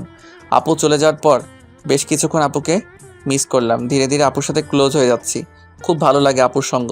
এখন আমার আপুর সাথে যতক্ষণ থাকি একবারের জন্য মীরার কথা মনে হয় না আমার। পরের দিন সকালে কাকি আর মৌ আপু ঝগড়া হচ্ছিল। আমি অবশ্য ঝগড়ার কারণ বুঝতে পারলাম না, শুধু বুঝতে পারলাম আপু যেন কী নিয়ে কাকির সাথে তর্ক করছিল। ভদ্রতার জন্য আমি রুমে ছিলাম চুপচাপ। আপু আমাকে সকালে খাবার খাইয়ে দিয়ে চলে গেল কলেজে। তেমন কোনো কথা বলল না আপু। আমি ভালো করে বুঝতে পারলাম আপুর মন খারাপ। আমিও তাই কিছু জিজ্ঞাসা করলাম না। শুধু মন খারাপ হলে এক কথা, আপুকে দেখে স্পষ্ট বোঝা যাচ্ছে অনেক রেগেও আছে আপু। আপু চলে গেল কলেজে। আপু চলে যাওয়ার পর কাকির সাথে কথা বলে বুঝতে পারলাম মৌ আপুর বিয়ের কথা চলছে। বিয়ের অনেক আগে থেকেই ঠিক প্রায়, কিন্তু আপুর জন্য হয়নি। এসএসসি থেকে কাকা কাকি জোর করছে বিয়ের জন্য, কিন্তু আপু পড়াশোনার অজুহাত দেখিয়ে 3 বছর যাবৎ বিয়েটা আটকে রেখেছে। যে ছেলের সাথে বিয়ে ঠিক সে আপুর খালাতো ভাই। আমেরিকান প্রবাসী, বিয়ের পর হয়তো আপুকেও সাথে করে নিয়ে যাবে। আপুকে আমেরিকার একটা মেডিকেলে ভর্তির ব্যবস্থা করে দিবে। কাকির সাথে কথা বলে আমার ভেতর থেকে যেন শক্তি হারিয়ে গেল। আপুর সংস্পর্শে এসে আমি অনেকটা স্বাভাবিক জীবনে ফিরেছি। আর আপুকে এত তাড়াতাড়ি হারিয়ে ফেলবো এটা আমি কল্পনাও করিনি। সারাটা দিনই রুমে শুয়েছিলাম। ঘুমানোর অনেক চেষ্টা করলেও মোটেও ঘুমাতে পারলাম না। বিকেলবেলায় একটু ছাদে গেলাম। ফোনটায় গান বাজিয়ে আমি বসে বসে সূর্যাস্ত দেখছিলাম। এমন সময় হুট করে আপুর ডাকে হুঁশ ফিরল। কিরে, ছাদে কি করছিস একা একা? আমি তোকে সারা বাসা খুঁজে ক্লান্ত হয়ে গিয়েছি। তা তোর কি মন খারাপ নাকি? না, মন খারাপ নেই, এমনি বসে আছি একটু। সকালে কাকির সাথে কী নিয়ে ঝগড়া করলে? যদিও আমি জানি কী নিয়ে আপু ঝগড়া করেছে, তবুও আপুর থেকে শোনার জন্য জিজ্ঞাসা করেছি। ও, ভালো কথা মনে করেছিস। তোকে একটা কথা বলি, কাউকে বলিস না। আচ্ছা আপু বলো। আমার বিয়ে ঠিক করেছে আম্মু আব্বু। 3 বছর অনেক কষ্টে আটকে রেখেছি, কিন্তু এবার আর পারবো না রে। আমি হয়তো বিয়ের আগে কোনো পাগলামি করে ফেলতে পারি। তুই কথা দে, আমি যাই করি না কেন তুই আমাকে সাহায্য করবি। আপু এমনভাবে বললো আমি না করতে পারলাম না। আপুকে কথা দিয়ে ফেললাম। যাক, ভালোই লাগছে। আপু তাহলে কোনোভাবে হয়তো নিজের বিয়েটা আটকে দিবে। 10 দিন পার হয়ে গিয়েছে। আজকে আমার ব্যান্ডেজ খুলে দিল আপু। আমি এখন পুরোপুরি সুস্থ। আম্মুর সাথে কথা হয়েছে। আমি বলেছি তোমরা আরও কিছুদিন থাকো, আমার কোনো প্রবলেম হচ্ছে না। আপুদের বাসা থেকে আমার বাসায় চলে আসছি। ভালোভাবে চলছিল দিন। টুকটাক খোঁজ খবর আপুই নেয় আমার, আর খাবার তো আপুই দিয়ে যায়। এর মধ্যে একদিন রাত 2টায় আপুর কল। আমি একটু ভয় নিয়ে রিসিভ করলাম। এত রাতে আপু কি মনে করে কল দিলা? এই তোকে কয়বার কল দিছি দেখ হারামি, 22 বার কল দিছি এইবার দিয়ে। সরি আপু, আমি ঘুমেছিলাম। আচ্ছা আচ্ছা, কি হয়েছে আপু বলো? কিছু হয়নি, দরজা খুল তাড়াতাড়ি। মানে বুঝতে পারলাম না। এই দরজা খুলতে বলছি তোকে, খুলবি নাকি মার খাবি? আমি কিছুটা অবাক হয়ে দরজা খুললাম। খুলেই তো কারেন্টের শক খেলাম। আপু একটা ব্যাগ নিয়ে দাঁড়িয়ে আছে। ভেতরে ঢুকে আমাকে যা বললো তা শোনার জন্য আমি মোটেও প্রস্তুত ছিলাম না। এই তাড়াতাড়ি তোর কিছু প্রয়োজনীয় কাপড় গুছিয়ে নে, আমি বাসা থেকে পালিয়েছি। আমার মাথায় কোনো কিছুই কাজ করছিল না। কি হলো, কথা কানে যায় নাই? আপুর থাপ্পড়কে হুঁশে ফিরলাম। ব্যাগ গুছিয়ে নিয়ে বাসা তালা দিয়ে বের হলাম। এখন আমি আর আপু রেল স্টেশনে দাঁড়িয়ে আছি। আমি এখনও জানি না আপু কই যাবে। চারিদিকে শুনশান নীরবতা। দেখে বোঝার উপায় নেই এই স্টেশনগুলো দিনের বেলায় কতটা ব্যস্ত হয়ে পড়ে। স্টেশন যদি কোনো মানুষ হতো তাহলে এখনকার পরিস্থিতি হতো ঠিক কমে যাওয়া একজন রোগী। কিছু মানুষ স্টেশনে রাত্রি যাপন করে, যাদের থাকার মতো আশ্রয় নেই। কতই না অদ্ভুত রহস্যময় আমাদের এই পৃথিবী। অনেক ঘর ফাঁকা আছে আমাদের দেশে, যেখানে ঘুমানোর কেউ নেই। আর এখানে ঘুমানোর মানুষ আছে কিন্তু ঘর নেই। দিন শেষে আমরা মিথ্যে করে বলে ফেলি উচ্চ গলায়, মানুষ মানুষের জন্য। আমার মনে হয় এটা বলা ঠিক না, এখন বলা উচিত মানুষ স্বার্থের জন্য। আপুর দিকে তাকিয়ে আমি কিছুই বুঝতে পারছি না। এরকম পরিস্থিতিতে এত চুপ করে আছে কেমন করে? আপুর ডাকে কিছুটা হকচকিয়ে গেলাম। রবিউল, বলো আপু। এই শোন, সবার আগে তুই আমাকে এই আপু বলাটা অফ করে রাখ। যেভাবে আপু আপু করিস, মানুষের সামনে না আবার বিপদে ফেলে দেস। আপুর কথার আগামাথা কিছুই বুঝলাম না। আপু বললে আবার কিসের বিপদ হবে? আমি না বুঝেই ইশারায় মাথা নাড়লাম। আপু টিকিট কাউন্টার থেকে টিকিট কেটে নিল। আমি একদম চুপ করে আছি। এই নে রবিউল, টিকিটগুলো তোর কাছে রাখ। টিকিট হাতে নিয়ে বুঝতে পারলাম আমরা সিলেট যাচ্ছি। ঘড়ির দিকে তাকিয়ে দেখি 3:40 বাজে। রেল আসবে 3:55-তে, আর এই স্টেশন থেকে ছেড়ে যাবে ঠিক 4টায়। আপু, তোমার প্ল্যানিংয়ের কিছু তো বললে না? 2 ঘন্টা যাবৎ তোমার সাথেই আছি শুধু শুধু। শোন, এখন কোনো কথা নয়, রেলে চড়ার পর আমি সব বলবো। আমি শুধু মাথা নাড়ালাম। আমরা দুজনে মিলে রেলে চড়লাম। আমরা ভিআইপি কামরায় উঠেছি। আমরা বাদে পুরো কামরায়, কয়েকজন কাপল বাদে পুরো কামরাই ফাঁকা ছিল। একটা হুইসেল দিয়ে চালু হলো রেল। রেল চালু হতেই আপু মনে হয় হাত ছেড়ে বাঁচল। আচ্ছা আপু, এখন বলো তোমার পুরো প্ল্যান কি? তুই কি কিছুটা জেনেছিলি আগেই? আম্মু আর আব্বু আমার উপর জিদ করে কোনো ধরনের অনুষ্ঠান না করে আজকে আমাকে বিয়ে দিয়ে দিত। আমি রাজি না হলে জোর করেই দিত বিয়ে আজকে আমাকে। আমি কোনো উপায় না পেয়ে রাতে বাসা থেকে লুকিয়ে চলে আসছি। তাড়াহুড়োতে মাথায় কোনো বুদ্ধি আসছিল না, আর তোকে কল দিয়েও পেলাম না। কত চিন্তা হলো আমার জানিস। যখন তুই কল রিসিভ করছিলি না, তখন একেবারের জন্য মনে হচ্ছিল তুই কল না ধরলে নিজেই নিজের একটা ক্ষতি করে ফেলবো। আল্লাহর রহমতে তুই 22 বারেই রিসিভ করে ফেলেছিস। সরি আপু, আসলে আমি ঘুমিয়েছি 1টার দিকে, আর তুমি কল দিছো 2টার দিকে, তাই ধরতে পারিনি। আচ্ছা ঠিক আছে, সরি বলতে হবে না। তোর আসার সময় প্রয়োজনীয় কিছু কাপড় নিয়ে আসছি সাথে করে, আর আমার সাথে কিছু ক্যাশ টাকা ছিল 50,000, সেগুলো নিয়ে আসছি। টিউশনি করে জমাইছিলাম টাকাগুলো। কমপক্ষে 1 মাস বাসায় যেতে পারবো না আমি। বাসায় গেলেই বিয়ে কনফার্ম। আমি যতদূর জানি ভাইয়ার ছুটি 1 মাসের মতো। ভাইয়া চলে যাওয়ার পরেই আমি বাসায় যাব। এই 1 মাস আমরা সিলেট থাকবো। এখন তোর কোনো আইডিয়া বা পরামর্শ থাকলে আমায় দে। আপু, তুমি তোমার ফোনের সিম খুলে ফেলে দাও, আর আমিও আমার সিম খুলে ফেলছি। সিম খুলে ফেলবো কেন আমরা? আসলে আপু তুমি তো জানোই তোমার আব্বু কত প্রভাবশালী লোক। হয়তো কাল থেকে পুলিশের মাধ্যমে তোমাকে খোঁজা শুরু করবে। তখন এই সিম থাকলে আমরা খুব সহজেই ধরা খেয়ে যাব। তুই আসলে একটা জিনিয়াস। আপু আমাকে জিনিয়াস বলাতে আমি খুব খুশি হলাম, কিন্তু প্রকাশ করলাম না। রেল চলছে তার আপন গতিতে। আপুর 2 চোখ ভরে প্রচণ্ড ঘুম। 30 মিনিট পার হতে না হতেই আপু ঘুমিয়ে গেল। আমার কাঁধে মাথা রেখেছে। কেন জানি বিষয়টাতে আমি খুব শান্তি পেলাম। পুরোটা জার্নিতে আপু ঘুমিয়েছে আমার কাঁধে মাথা রেখে। ঘুম থেকে উঠে একটাবার ধন্যবাদও দিল না। আপু মানুষটি কত নিষ্ঠুর। আপুর এই ঘুমের জন্য আমি 6 ঘন্টা টানা একভাবে বসেছিলাম। নড়াচড়া করার ফলে যদি আপুর ঘুম ভেঙে যায়, এই জন্য স্থির ছিলাম। 10টার দিকে আমরা সিলেট শহরে নামলাম। ঢাকার মতো এত ব্যস্ত না সিলেট নগরী। অনেক পরিষ্কার পরিচ্ছন্ন, দেখেই মনটা ভালো লাগলো। অনেক দিন যাবৎ ঢাকার ধুলোবালি, জ্যাম আর গাড়ির হর্নে জীবনটা একটা জেলখানা হয়ে গিয়েছিল। অনেক দিন পর মুক্ত লাগছিল নিজেকে। আপু শোনো, আমরা আপাতত কারোর সাথে যোগাযোগ করব না, কারণ আমাদের পরিচিত কারোর সাথে যোগাযোগ করলে পুলিশ সেই সূত্রের মাধ্যমে আমাদের ঠিক বের করে ফেলবে। আচ্ছা করব না, এখন প্লিজ চল কোনো হোটেলে, আমার খুব ক্ষুধা লেগেছে। চলো। আমি আর আপু একটা হোটেলে গিয়ে কিছু খাবার খেয়ে নিলাম। খাওয়া দাওয়া করে আমরা কিছু হোটেলে যোগাযোগ করলাম থাকার জায়গার ব্যবস্থা করার জন্য, কিন্তু কোনোভাবেই সেটা পারলাম না ব্যবস্থা করতে। হোটেলে স্বামী স্ত্রী ব্যতীত এলাও না। পুরো বিপদে পড়ে গেলাম। চুপ করে বসে আছি আমি আর আপু একটা গাছের পাশে। আমার খুব চিন্তা লাগছিল, রাত হলেই বিপদ বেড়ে যাবে। এর মাঝে আমি আর আপু স্বামী স্ত্রীর পরিচয়ে বাসাও ভাড়া করতে চেষ্টা করছি, কিন্তু হয়নি। সেই চেষ্টা সফল। সবারই এক কথা, বিয়ের ডকুমেন্ট ছাড়া কিংবা কারো রেফারেন্স ছাড়া বাসা ভাড়া দেওয়া হবে না। হুট করে আপু বলে উঠল, পেয়ে গিয়েছি আইডিয়া, চল তাড়াতাড়ি। কোথায় যাব? কিছু না বলেই বলছো যেতে। কাজী অফিস যাব আমরা। এখন বিয়ে করে নেব, তারপর একটা বাসা ভাড়া নেব। এত ঝামেলায় যেতে পারবো না। কি মেরে, আল্লাহ সামান্য বাসা ভাড়া নেওয়ার জন্য বিয়ে করে নিবে? তুমি এই বাসা ভাড়া নেওয়ার জন্য এখন বিয়ে করবে? কেন, তুই কি ভয় পাচ্ছিস নাকি? ঢাকায় গিয়ে আমি তোকে ডিভোর্স দিয়ে দিব, কেউ জানবেও না। বিয়ের কথা শুনে অবাক হলেও কিছুটা ভালো লাগলেও ডিভোর্স শব্দটা শুনে কেমন যেন শূন্যতা অনুভব করলাম। ভয় পাওয়ার কি আছে, তুমি যা ভালো মনে করো। চল। একটা রিক্সা করে কাজী অফিসে গেলাম আমরা।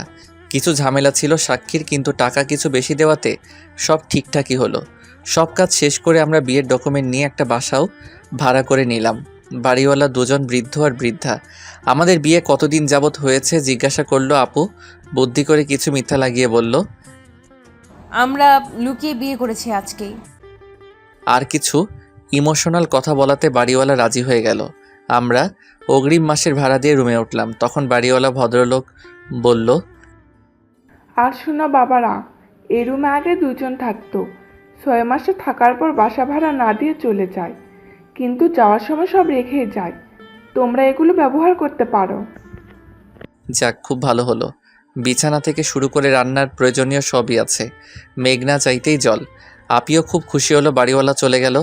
আমি আর আপু বিছানায় বসে আছি। না চাইতেও আমার চোখ দিয়ে জল এসে পড়েছে। কি থেকে কি হয়ে গেল। সত্যি বলতে আমার বিয়ে নিয়ে অন্যরকম একটা স্বপ্ন ছিল। সামান্য কিছু সুবিধার জন্য বিয়ে করতে হলো, অথচ কালেমা থেকে কবুল বলা সবই কতটা দামি। কিরে, তুই কান্না করছিস কেন? কই কান্না করছি, চোখে হয়তো ধুলো গিয়েছে। আচ্ছা তুই রুমে থাক, তাহলে আমি ফ্রেশ হয়ে আসি। আপু চলে গেল ফ্রেশ হতে। আমি বিছানায় বসে বসে ভাবছি, আজকের রাতটা আমার বাসর রাত। আপু গোসল করে আসছে। আপুর ভেজা চুলগুলো একটা তোয়ালে দিয়ে বাঁধা। কানের পাশের কিছু চুল থেকে টপ টপ করে পানি পড়ছিল। আপুকে এই অবস্থায় দেখে আমি পুরো শক খেলাম। কিরে, তুই কি দেখিস অমন করে? মনে হয় আজকে তুই প্রথম দেখছিস আমায়। যা গোসল করে আয়। যাচ্ছি। আমি গোসল করে আসলাম। এসে দেখি আপু তার চুল ছেড়ে দিয়েছে শুকানোর জন্য। আপুর এত বড় চুল আমি তো বুঝতেই পাইনি। এর আগে আপুকে যতবার দেখেছি আমি কখন আপুর চুল দেখিনি। আজ দেখে আমি পুরো অবাক। এত পড়াশোনা করে আপু কেমন করে তার চুল সামলাতো? আপু একটা কথা বলি। বল। আচ্ছা আপু, তুমি কেমন ছেলেকে বিয়ে করতে চাও? তোর মতো ছেলেকে? আমি এগুলো নিয়ে ভাবিনি কখনো। সত্যি কথা হলো, আমি মেডিকেল কোর্স শেষ করে বিয়ে করতে চাই। তার আগে এগুলো নিয়ে ভাবতে চাই না। ও আচ্ছা। আচ্ছা দেখ রবিউল, এখন তো এই বাসায় আমরা কমপক্ষে 1 মাস থাকবো। আর যেহেতু আমরা এখানে স্বামী স্ত্রী হয়ে বাসা ভাড়া নিয়েছি, তাই তুই আমাকে টোটালি আপু বলা অফ কর। সবসময় তুই আমাকে নাম ধরেই ডাকবি।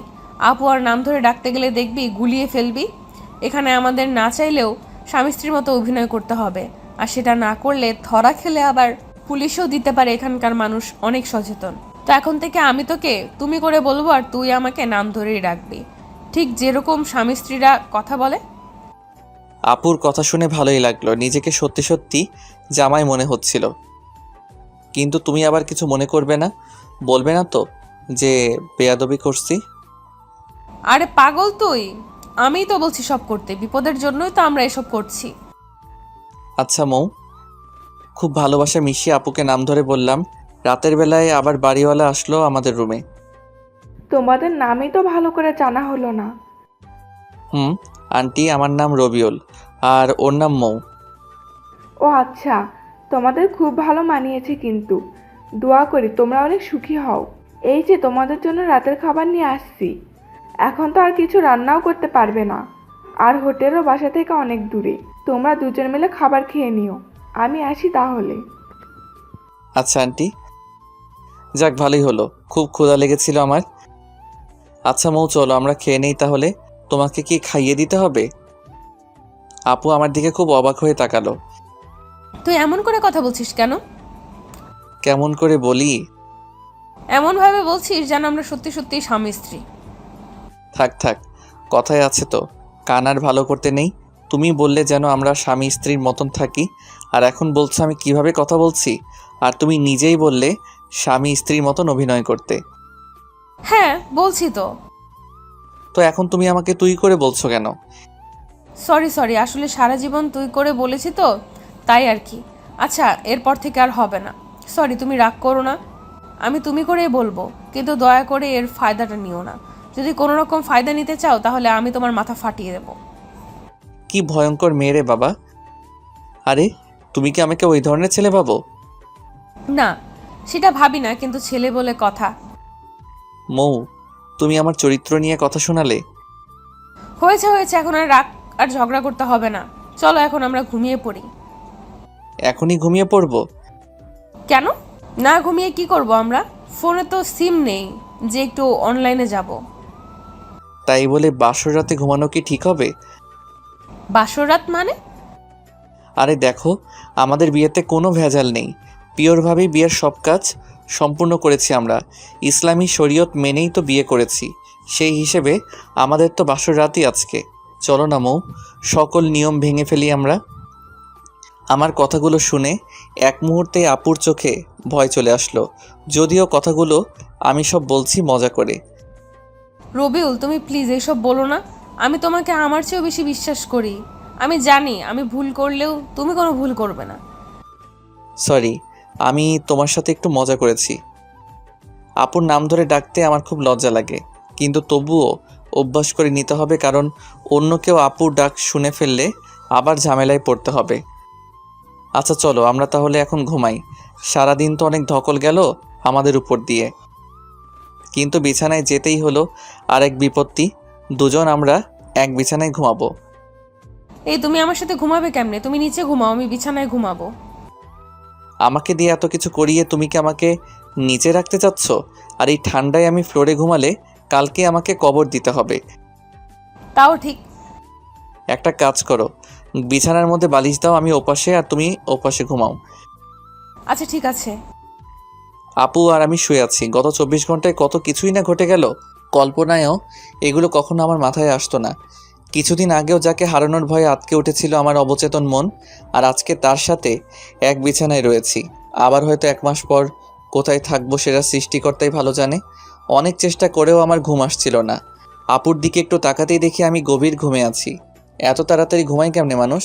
আপুকে নিষ্পাপ লাগছিল ঘুমন্ত চেহারায়। আপুকে দেখে একটু লোভ হচ্ছে। আপুকে যদি একটু স্পর্শ করতে পারতাম। কী সব ভাবছি রাতে আমি। আপুকে নিয়ে ভাবতে ভাবতে ঘুমানোর জন্য খুব সুন্দর একটা স্বপ্ন দেখলাম। সকালবেলায় আপুকে দেখে স্বপ্নের কথা মনে হতেই আমার লজ্জা লাগছিল। রাতে স্বপ্ন দেখেছি আপু আর আমি শুয়ে আছি। আমি কোনো একটা কারণে রাগ করেছি। এই রবিউল, তুমি আমার উপর রাগ করে আছো কেমনে? তবু আমি কোনো কথা বলছি না। আপু বারবার আমার সাথে কথা বলার চেষ্টা করছিল, আমি চুপ করে আছি। একসময় এসে আপু জোর করে আমার ঠোঁটে ঠোঁট লাগিয়ে খুব জোরে একটা না, আমি নিঃশ্বাস নিতে পারছিলাম না। আপু ছেড়ে দেওয়ার পর আমি হাঁপাচ্ছিলাম। এই তুমি কি নিয়ে হাসছো? কিছু না, এমনি হাসছি। সারাদিনই আপুর সাথে খুনসুটি ভালোই কাটলো। বিয়ের প্রথম দিন। মৌ, আমি একটু বাইরে যাব, তুমি বাসায় থেকো, কোথাও যেও না। আমাকে একা রেখে কই যাবে তুমি এই নতুন জায়গায়? আমার একটু দরকার আছে, থাকো তাহলে। আমি গেলাম। আমার মানিব্যাগটা নিয়ে বের হলাম। বাসা থেকে বের হয়ে একটা রিক্সা নিয়ে শহরে গেলাম। আসলে আমি শহরে আসছি মৌ আপুর জন্য কিছু বই কিনতে। আমি চাই না এই 1 মাসে আপুর পড়াশোনার ক্ষতি হোক, তাই দেখি কিছু বই ম্যানেজ করা যায় নাকি। আসার সময় লুকিয়ে আপুর কলেজের কার্ডটা নিয়ে আসছি। আপুর কার্ডে সব লেখা ছিল। আমার বই খোঁজার জন্য বেশি কষ্ট হলো না। মেডিকেল কলেজের একটা লাইব্রেরি থেকে আপুর সেমিস্টারের সব বই কিনে নিলাম। সব মিলিয়ে 3000 টাকার বই কিনলাম। ভালোই সময় লেগে গেল বই কিনতে কিনতে। বাসায় ফিরতেই আপু এমনভাবে দরজা খুলে দিল যেন খুব মিস করছিল। এত দেরি করতে হবে তোমার? যদি সত্যি তোমার বউ হতাম, একা রেখে এত সময় বাহিরে এইভাবে থাকতে পারতে? জানো কতটা চিন্তা হচ্ছিল আমার। সরি, তোমার জন্য ছোট্ট একটা সারপ্রাইজ আছে বলে মৌয়ের হাতে বইয়ের প্যাকেটটা দিলাম। আমি আসার সময় গিফট পেপারে করে মুড়িয়ে নিয়ে আসছিলাম। বইগুলো গিফট পেপার খুলে আপু খুশিতে চিৎকার করে এসে আমায় জড়িয়ে ধরলো। আমি তো পুরা শকড। কয়েক সেকেন্ড পর আপু আমায় ছেড়ে দিয়ে সরি, আমি উত্তেজনায় তোমায় জড়িয়ে ধরে ফেলেছি। বইগুলোকে খুব মিস করছিলাম আমি। জানো, তুমি 1 মাসে কমপক্ষে 450 ঘন্টা পড়তে হবে। অনেক পিছিয়ে পড়তাম বইগুলো না পেলে। অনেক অনেক ধন্যবাদ তোমায়। আপুর খুশিতে মনটা ভরে গেল। প্রিয়জনের জন্য কিছু করতে পারাটা বেশি কিছু না, শুধু একটা চেষ্টার। এভাবে কিছুদিন চলে গেল। আপুর সাথে সম্পর্কটা অনেক বন্ধুত্বে রূপ নিয়েছে। খুব ভালো বোঝাপড়া আমাদের মধ্যে। এখন আর আপুকে আপু বলতে ভালো লাগে না, নাম ধরে ডাকতে বেশি ভালো লাগে। বন্ধুত্বে নাম ধরে ডাকে সবাই, আর আমরাও এটাই করেছি। সিলেট এসেছি 20 দিন হলো। এর মাঝে আমি আমার আম্মুকে কল দিয়ে বলেছি সব কিছু। আম্মু প্রথমে রাগ করলেও পরে বুঝিয়ে বলার পর শান্ত হয়েছে। তোমার ভাবতে অবাক লাগে না? কি ভাবতে অবাক লাগবে? তুমি আমায় একটা সময় কিংবা 20 দিন আগেও শুধু আপু আপু করতে, আর এখন তুমি আমার সবচেয়ে ভালো বন্ধু হয়ে গিয়েছো। জানো, আমার ভাবতেই অবাক লাগে। আমি কখনো ভাবিনি তোমাকে তুমি করে বলে আমি এত প্রশান্তি পাবো। জানো, এখন আমার মনে হয় আমি বাদেও আমার একটা মানুষ আছে যে আমার পাশে আছে। আমার মনে হয় আমি নিজের কাছে যতটা সেফ, আমিও তোমার কাছে ততটাই সেফ। আমি চাই রবিউল, তুমি আমার বন্ধু হয়ে সারাটা জীবন আমার পাশে থাকবে। কথা দাও। মৌ, তুমি কি পাগল হয়ে গেলে নাকি? আমি তোমার সাথেই আছি। কথা দাও তবুও তুমি। মৌ আপু একদম আগের মতো নেই। আমার সাথে এমনভাবে পাগলামি করে যেন আপু একদম ছোট হয়ে গিয়েছে। কথা দিচ্ছি, তোমার সাথে আমি ততদিনই থাকবো যতদিন তুমি আমাকে তোমার সাথে রাখবে। এই, তুমি এরকম ফিলোসফিক্যাল কথা বলো কেন? সোজাভাবে বলতে পারো না? থাকবো তোমার সাথেই। তুমি যখন থাকবে না তখন তো আর চাইলেও আমি থাকতে পারবো না। কেন? আমি কই যাব? তুমি তো আর সারা জীবন এরকম থাকবে না। একদিন বিয়ে করে পাড়ি জমাবে অন্যের শহরে, তখন চাইলেও আর তোমার পাশে থাকা হবে না। মৌ একেবারে চুপ হয়ে গেল। আমিও কিছু না বলে রুমের বাইরে চলে আসলাম। অজান্তেই চোখের কোণে জল এসে গিয়েছে। মৌ আমার সাথে আছে, এটা সত্য, আর একদিন অন্যের সাথে থাকবে, সেটা বাস্তবতা। বাস্তবতা সবসময় কঠিন, যেটা না চাইলেও আমাদের মানতে হবে। বেশ কিছুক্ষণ রুমের বাইরে থাকার পর রুমে গেলাম। গিয়ে দেখি মৌ বসে বসে পড়ছে। মেডিকেলের ছাত্রীরা এতটা পড়ে, সেটা মৌকে না দেখলে বিশ্বাসই হতো না। মৌয়ের মতো মনোবল সবারই থাকা উচিত। এত বিপদের সময়ও নিজের স্বপ্ন থেকে একটু পিছুপা হয়নি। আচ্ছা, আমিও তো পড়াশোনা করছি, আমারও তো স্বপ্ন আছে, তেমনই হয়তো মৌয়েরও কোনো স্বপ্ন আছে। মৌ, আমার ঘুম পেয়েছে, আমি ঘুমাবো। তুমি পড়া শেষ করে রাতের খাবার খেয়ে নিও। কেন তুমি খাবে না? আমার ক্ষুধা নেই, তুমি খেয়ে নিও। তুমি না খেলে আমিও খাবো না। কেন পাগলামি করো বলো? পাগলামি করো না। তুমি না খেলে আমিও খাবো না, সোজা বলে দিলাম। আচ্ছা তুমি পড়ো তাহলে, আমি একটু শুয়ে থাকি। তুমি খাওয়ার সময় আমাকে ডেকে নিও। ঘুমিয়ে গিয়েছিলাম, মৌয়ের ডাকে আপুর ঘুম ভাঙলো। ওই রবিউল, ওঠো, যাও ফ্রেশ হয়ে আসো, আমি খাবার দিতেছি। আমি না খেলে চলে না, আমার খুব ঘুম পেয়েছে, প্লিজ। এই, তুমি উঠবে নাকি আমি পানি ঢেলে দিব? উঠছি। ইচ্ছে না থাকা সত্ত্বেও ফ্রেশ হয়ে আসলাম। মৌ খুব ভালো রান্না করতে পারে। প্রথম কয়েকদিন আমি হোটেলে থেকে খাবার আনলেও পরে মৌ বুঝতে পারে যে আমি বাইরের খাবার খেতে পারি না। তারপর থেকে মৌ রান্না করে। খাওয়া দাওয়া শেষ করে আমি আর মৌ একসাথে ঘুমিয়ে পড়লাম। সকালে মৌয়ের ডাকে ঘুম ভাঙলো। রবিউল, ওঠো, ফ্রেশ হয়ে আসো, আজকে কিছু কেনাকাটা করতে হবে আমার। আমি ফ্রেশ হয়ে আসলাম। তারপর নাস্তা করে রিকশায় করে আমি আর মৌ মার্কেটে যাচ্ছি। হুট করে রিকশাওয়ালা মামা বলে উঠল, একখান কথা কই, কিছু মনে করবেন না তো? বলো মামা, মনে করবো কেন? আপনাদের তো এই এলাকায় আগে দেখিনি। আপনারা কি নতুন আসছেন এই এলাকায়? মামা আমরা নতুন আসছি। আচ্ছা মামা, আপনারা কি নতুন বিয়ে করছেন তাই না? কিন্তু কেন?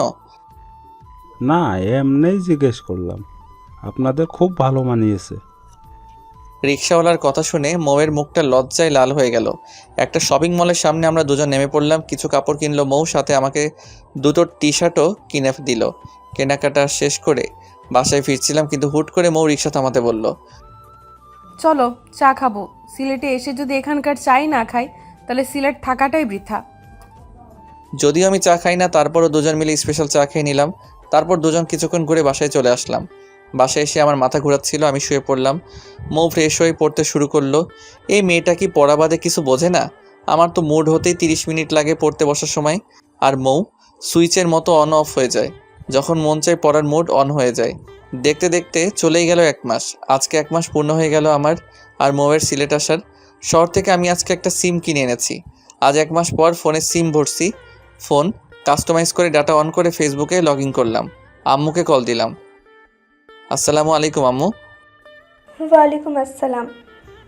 কেমন আছো আম্মু তোমরা? এই তো বাবা, আমরা ভালোই আছি। তোরা কেমন আছিস? আজকে সাগরের পরিবারের সবাই আমেরিকায় চলে গেল, সাথে মৌয়ের সাথে সাগরের বিয়েও ভেঙে দিয়েছে।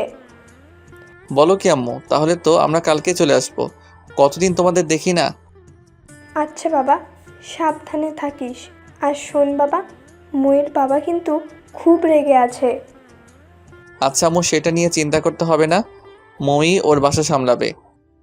তারপর ফোন কেটে দিলাম। মৌ, শুনছো তুমি? হ্যাঁ বলো, ডাকছো কেন? একটা গুড নিউজ আছে। কি নিউজ শুনি? তোমার সাগর ভাইয়ের পরিবারের সবাই আমেরিকা চলে গিয়েছে, আর যাওয়ার আগে তোমার আর সাগরের বিয়ে ভেঙে দিয়েছে। মৌ শুনেই তো খুশিতে চিৎকার দিয়ে এসে আমায় জড়িয়ে ধরলো।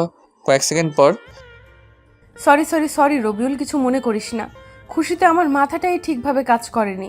চল সব কিছু গুছিয়ে নেই, আমরা কালকেই ঢাকা চলে যাব। সব কিছু গুছিয়ে নিলাম। কোনোরকমভাবে রাতটা পার করেই সকালবেলা বাড়িওয়ালা কাকা কাকির থেকে বিদায় নিয়ে বের হয়ে পড়লাম। আমি আর মৌ দাঁড়িয়ে আছি স্টেশনে, প্রচণ্ড শব্দ আর ভিড়। কোনোরকমভাবে আমি দুটো টিকিট কিনে নিলাম। 9টা 20 বাজে, 10টায় রেল আসবে। দুজন মিলে বসে আছি আর রেলের জন্য অপেক্ষা করছি। আজকে মনে মনে ভাবছি রেল যেন 10 মিনিট পর আসে। আমি খুব ভালো করেই জানি বাসায় যাওয়ার পর হয়তো আর এভাবে মৌয়ের কাছাকাছি থাকা হবে না।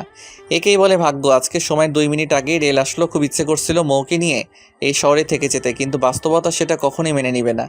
ইচ্ছে না থাকা সত্ত্বেও মৌকে নিয়ে রেলে উঠলাম। কি তোমার কি মন খারাপ নাকি? না, মন খারাপ থাকবে কেন? অনেক দিন পর বাসায় যাচ্ছি, মন খারাপ হবে কেন বলো? কিন্তু 1 মাসে এই জায়গাটার মায়ায় পড়ে গিয়েছিলাম, তাই একটু মিস করছি। আমিও মিস করছি। আচ্ছা মৌ, তোমার কি মনে হয় বাসা থেকে কি রিয়্যাক্ট করতে পারে? আমাকে কি কিছু বলবে কাকা কাকি? আমি খুব ভালো করেই জানি, যাই হয়ে যাক না কেন তোমায় একটা কথাও শোনাবে না, কারণ এখানে তোমার কোনো দোষ নেই। আমি প্রাপ্ত বয়সী হয়ে আমার নিজের ইচ্ছেতেই আমি তোমার সাথে বাসা ছেড়েছিলাম। কথায় আছে না, অল্প সুখে কাতর অধিক সুখে পাথর। ঠিক বলছো। আজকে আর মৌ ঘুমালো না, হয়তো বাবা মাকে দেখার জন্য মনটা অস্থির হয়ে গিয়েছে। মৌকে আমি আস্তে আস্তে খুব বেশি মিস করছি। আর কয়েক ঘন্টা পর মৌ হয়তো আর এতটা কাছে থাকবে না। রেল ঢাকার স্টেশনে থেমে গিয়েছে। চলো আমরা এসে গিয়েছি। চলো। রেল থেকে নামলাম। এখান থেকে আমরা আপাতত আলাদা হয়ে যাই। আমি কিছুটা মন খারাপ করে বললাম, আচ্ছা ঠিক আছে। আমি স্টেশনে দাঁড়িয়ে আছি, মৌ একটা রিক্সা নিয়ে চলে যাচ্ছে।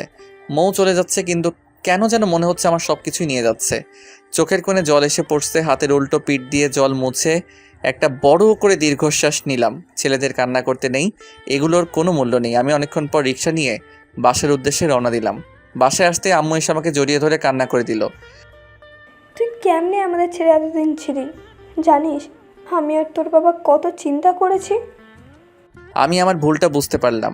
প্রত্যেকটা সন্তান তার বাবা মায়ের কাছে কতটা প্রিয় সেটা হয়তোবা আমরা বাবা কিংবা মা না হওয়া অবধি বুঝতে পারবো না। অনেক দিন পর বাবা মার সাথে রাতের খাবার খেলাম। পৃথিবীতে যত রান্নাই হোক না কেন, মায়ের হাতে রান্নার উপরে কিছুই নেই। খুব তৃপ্তি নিয়ে খেলাম, খাওয়া দাওয়া করে রুমে চলে আসলাম। মনে মনে মৌয়ের উপর খুব রাগ হচ্ছে। মেয়েটা কতটা স্বার্থপর, একটা কলও দিল না। আর আমি কিনা এই মেয়েটার জন্য 1 মাস বাসা ছেড়ে দিলাম। খুবই রাগ হচ্ছিল মৌয়ের উপর। আমি রুমে শুয়েছিলাম, একটু পরই বাসায় কথা শব্দ শুনতে পেলাম। কোনো আত্মীয় আসছে হয়তোবা, কিন্তু সেদিকে আমার কোনো মাথা ব্যথা নেই। একটু পর আমাকে আম্মু এসে ডাক দিল। আমি গিয়ে দেখি মৌয়ের আব্বু আম্মু আসছে। আচ্ছা রবিউল, তুমি অন্তত একবার বলতে পারতে নাকি? আমরা তো তোমাদের বাবা মায়ের মতনই। আমি তো কাকার কথার কিছুই বুঝতে পারছি না। কি বলছেন কাকা? আমি কিছুই বুঝতে পারছি না।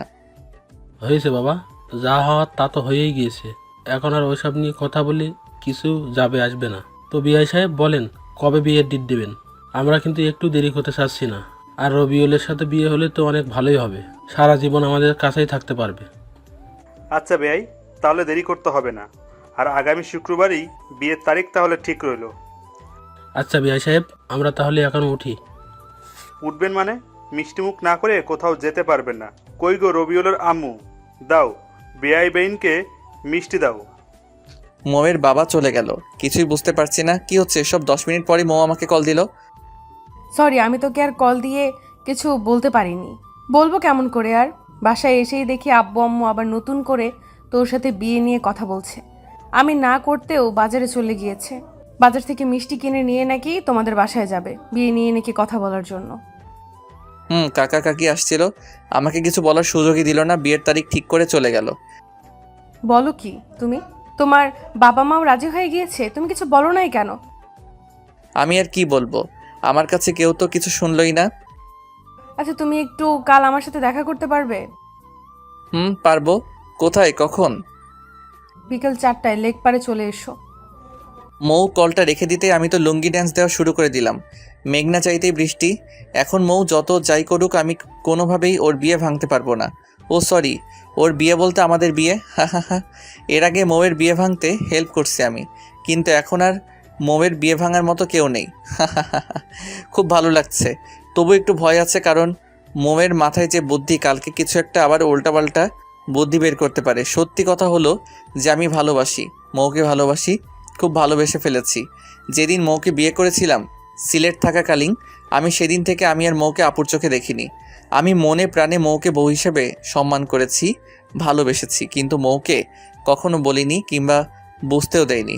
বাসা আসার পর হয়তো ভেবেছিলাম মৌকে হারিয়ে ফেলবো, কিন্তু দিন শেষে আমরা যতই চেষ্টা করি না কেন, উপরে একজন আছেন, সে যখন দিবেন তখন আর কিছুই লাগবে না।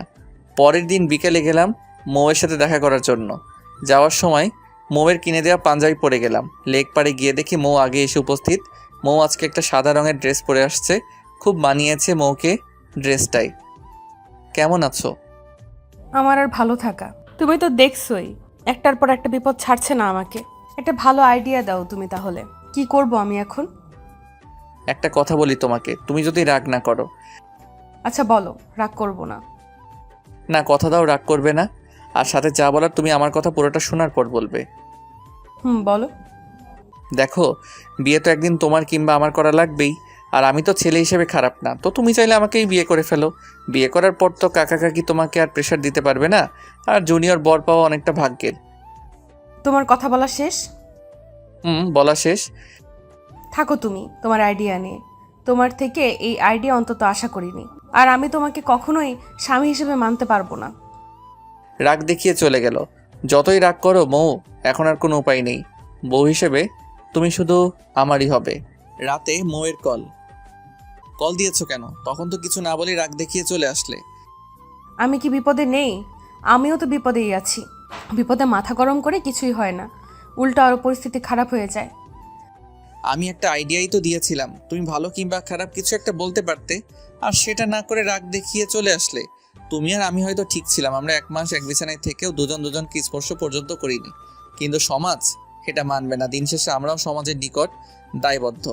এখন যদি আমাদের বিয়েটা না হয়, তাহলে কাকা কাকি আর আমার বাবা মা স্বাভাবিকভাবে এলাকায় বসবাস করতে পারবে না।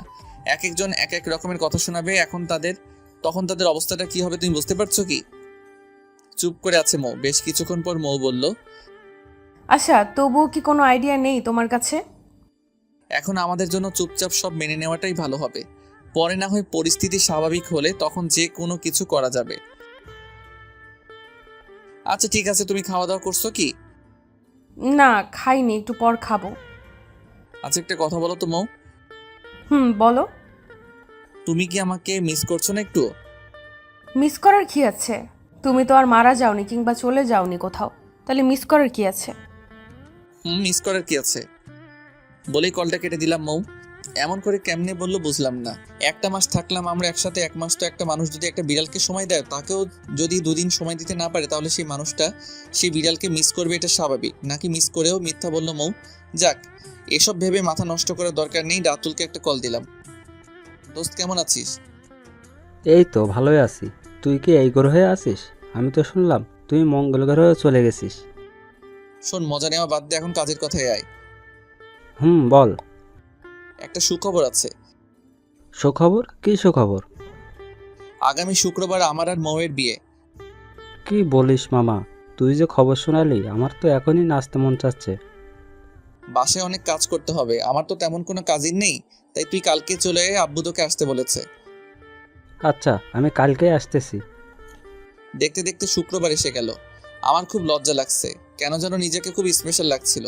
কত আয়োজন, কত সাজ, সব আমারই জন্য। সময় যেন থেমে যাচ্ছে, একদম যাচ্ছে না। এর মাঝে মৌয়ের সাথে কয়েক দফা কথা হয়েছে।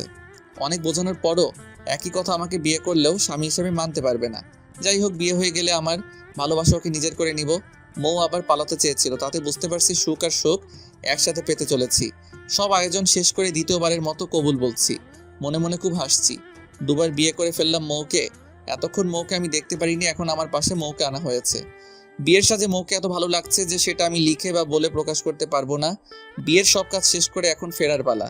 মৌ এমনভাবে কান্না শুরু করে দিল, আমি তো পুরো ভ্যাবাচেকা খেয়ে গেলাম। সত্যি বলতে বিয়েটা, মেয়েদের কান্না করাটা স্বাভাবিক, কিন্তু মৌয়ের চোখে কেন যেন আমি জল মানতে পারছি না। কারণ মৌ তো আর সত্যি সত্যি মন থেকে আমাকে স্বামী হিসেবে মেনে বিয়ে করছে না। তাহলে এরকম করে কান্না করার মানে কি? আবার এমনও হতে পারে মানুষের চাপে কান্না করছে। না হলে আবার লোকে কথা বলবে যে কেমন মেয়ে দেখো, বিয়ের দিনে একটু কান্না করছে না। কান্না করতে করতে আমাদের বাসায় চলে আসলাম। আমার রুমে আসতেই তো আমি পুরো চমকে গেলাম। এত ফুল আর এত সুন্দর করে সাজানো হয়েছে, যেটা আমার কল্পনাতেও ছিল না। পুরো ঘরটায় রজনীগন্ধা আর গোলাপের ঘ্রাণে ভরে উঠেছে। বাসা ভর্তি মেহমান। রাত 11টা অবধি মৌয়ের কাছেই যেতে পারলাম না, আমার আত্মীয়রা মৌকে ঘিরে রেখেছে। 11টায় আস্তে আস্তে সবাই চলে গেল। রাতুল আমাকে এক প্রকার ধাক্কা দিয়ে ঘরে ঢুকিয়ে দিল। বিশেষ দ্রষ্টব্য, গল্পের সিজন 2 আসছে খুব শীঘ্রই।